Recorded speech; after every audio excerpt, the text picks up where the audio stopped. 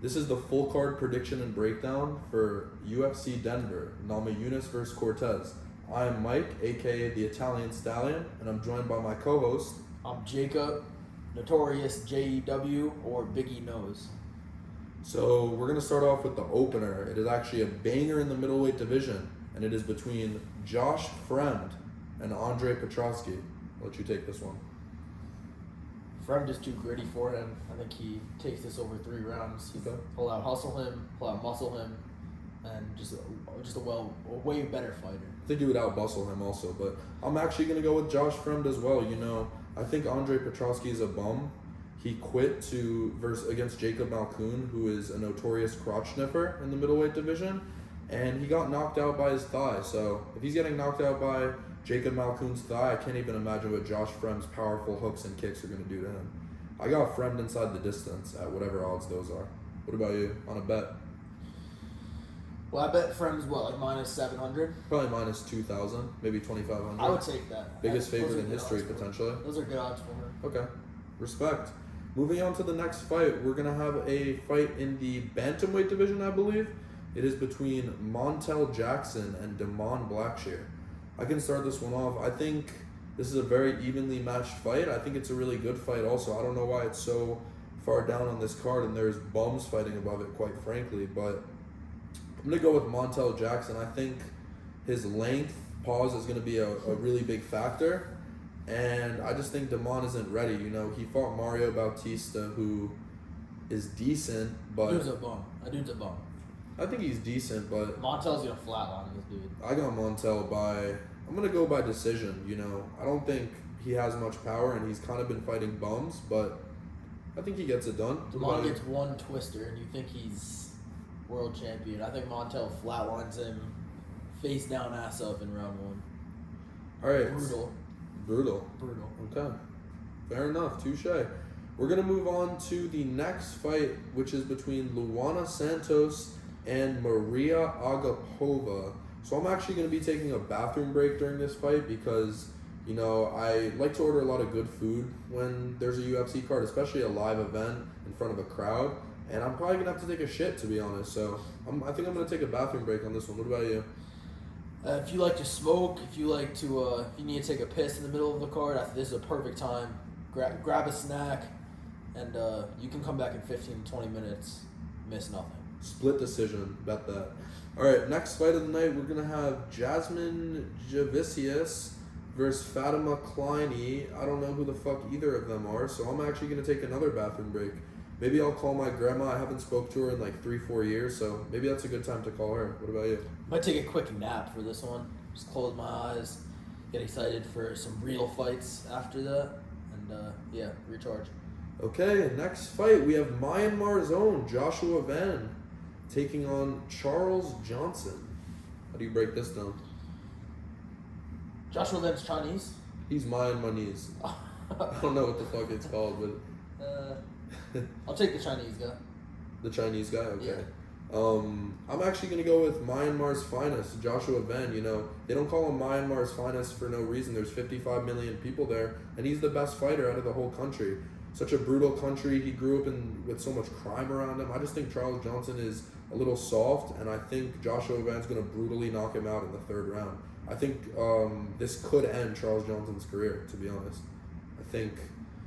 all of his whole act is done. He's 4-4 in the UFC. He's a bum, quite frankly. We just think he's good because he went to Tiger Muay Thai one time and probably fucked some lady boys.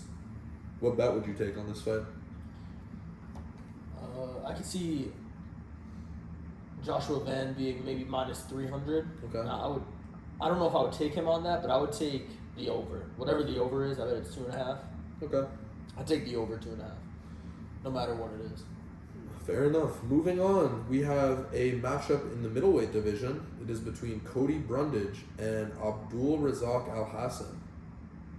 I think that this could be one of the most brutal knockouts in UFC history, and I hope people clip me on this because I'm going to be so happy when Abdul puts this dude face down, ass up. He might be fucking eating through a straw after this, wheelchair potential, I don't know, I know Abdul has that African power, and he's going to fuck him up. What do you think? No takedown D though. Fair enough, but you don't need takedown D when you have a fucking shotgun in your left and a sniper in your right, so. Weird analogy, but I was Chill. I think Cody Brundage was counter wrestling Bo Nickel. I think Cody Brundage could crotch sniff this dude. Yeah, he's getting stiff, face down, ass up. I would take Abdul Razak Alhassan by first round KO. African power on top. Let's move on to a bantamweight or. Unless you're Izzy. He is. He's not even African. Drickus. Yeah. Drickus has good power. It's actually a featherweight matchup we have in our next fight between Christian Rodriguez C-Rod versus Julian Erosa. Who do you have? Rodriguez was the winner of one of the worst decisions ever in his fight with Isaac Dolgarian. Midwest Choppa. He's a bitch weight bully. Okay. Would you say that to his face? Yeah. Okay. These are victim weight dudes. Okay. What are they? 105? No, I think it's 85 pounds. Oh. Okay. Yeah. So these are basically children. Okay. He's not even making the weight, so he's trying to fight literal children. Okay. These dudes are. There's girls bigger than these dudes. Yeah. And if he's missing weight to fight them, there's some big women out there. Oh, we don't judge either. You like big women, but there's some big women out there. Some real big women, but he's fighting those types of people. So who do you have? I'll take Christian Rodriguez over him. I think he's a weight bully. He's gonna crotch sniff, miss weight probably. Okay, I think you could take a nap during this. I think this is another nap potential. I think it's like a 7 out of 10 on the nap potential. And I'm going to go with C-Rod by decision. I think Julian Erosa is a bum. And I would say that to his face. So, yeah. Moving on to the next fight. We have Gabriel Bonfim versus Ange. He got a new nickname. It's Ange the Pussy. Loosa, I just saw on my notepad. So, Ange Loosa is probably the biggest pussy in history. He quit in his last fight, quite frankly. He's a complete bitch. And then he said, "I'll kill you" to Brian Battle after the fight, which is a little confusing because he had 2 full rounds to kill him, and I don't. Also, what happened to his eye when he was starting to kill him? It's some bullshit, and I think Gabriel Bonfim is going to submit this man in the first round. I think his BJJ, which is Brazilian Jiu-Jitsu for anyone out there that doesn't know, I think it's on a different level, and I just think Ange Loosa is going to quit like he did in his last fight, like he did on his family. I just think he's going to quit. What about you? Good opinion. I agree. I concur. Moving on. Drew Dober will take on Jean Silva. This is a new matchup in the lightweight division. Jean Silva is coming off that big win on UFC 303 against Charles Jourdain. And Dober's been out of there for a while, and I think he lost to Renato Moicano. Kind of got crotch sniffed in that, but I think this is fight of the night potential, and I think it will be fight of the night. What do you think? Gene Silva has fireworks in his hands. So does Drew Dober, and he has the best looking chin in the UFC. But Gene's at a new weight class. Good fight. I look forward to the scrap, but we'll see how it pans out. I take Gene Silva for sure. I'm going to go with Drew Dober by vicious knockout. I think, obviously, Craig Jones said the best base for MMA is autism, and clearly Jean Silva has autism. I'm not dissing the guy, respect. He was able to make it to the top with autism. Probably got bullied, but, persevered. And I think autism could be good for MMA in some cases, but I don't think autism is good on short notice against a guy who cracks in a weight class up. And I just think he's going to let his autistic demons get to his head, and I think he's getting brutally knocked out. I think he's going to do his slow walk shenanigans to the cage, and I think he's going to wake up in the back pretty upset. Great team he has with the Fighting Nerds. They have a bunch of great fighters coming up, but I think it's over for Jean Silva. But I will say, if he stays at 145, I think he could crack into the top 10. I just think a short notice fight against Drew Dober is a really, really, really tough fight, especially on 2 weeks' notice. So, it's my breakdown. The next actual fight on the card, because we have a women's main event, is Santiago and Ponzinibbio, the 37-year-old, versus Muslim Salikhov, the 40-year-old. They're both coming off knockout losses. Ponzinibbio to Kevin Holland and Muslim Salikhov to Randy Brown, I believe. You got flatlined. How do you break this down? This is winner goes to retirement home, loser goes to retirement home. Just Okay. two old men slugging it out. I think Muslim could spinning back kick him or something. Ponzinibbio was getting pieced by Morono. Got pieced. Was you calling him Muslim racially motivated or?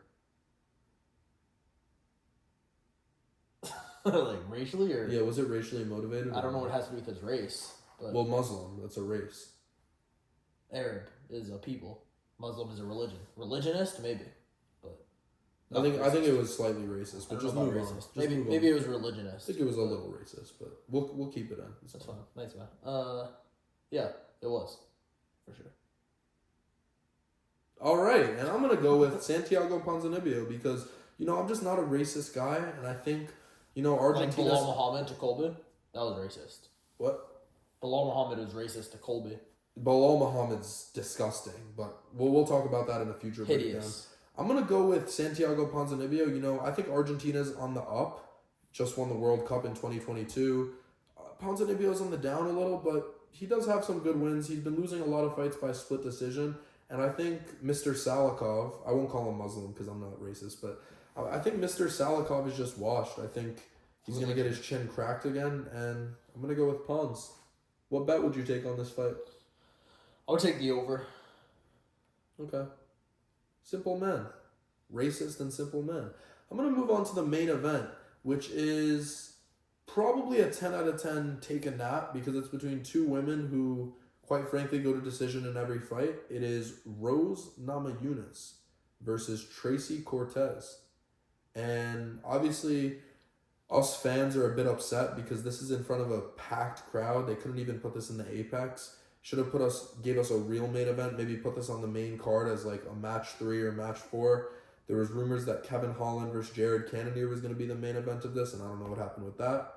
But I personally am not going to be watching this fight. But if I were to pick, I would go Tracy because I just want to see her twerk after the fight. Twerk? Yeah. Twerk? Twerk is great. I'm trying to see her twerk after the fight. Tracy, if you see this, what's up? Yeah. Brian ain't shit. He pulls out of every fight. I don't ever pull out. Damn. Yeah. I don't ever pull out. Type shit. Alright, who you got? I'd rather Tracy win, so. It's basically OnlyFans model versus little boy in striped pajamas, And also, let's mention Rose Namajunas' coach. If I see you, it's on site. You've been grooming little girls since they were 15, which is crazy. You're a pedophile. Crazy. Type shit. And yeah, that's the full card. Drop us some comments for some other video ideas we could do. And we're going to keep bringing you these weekly breakdowns.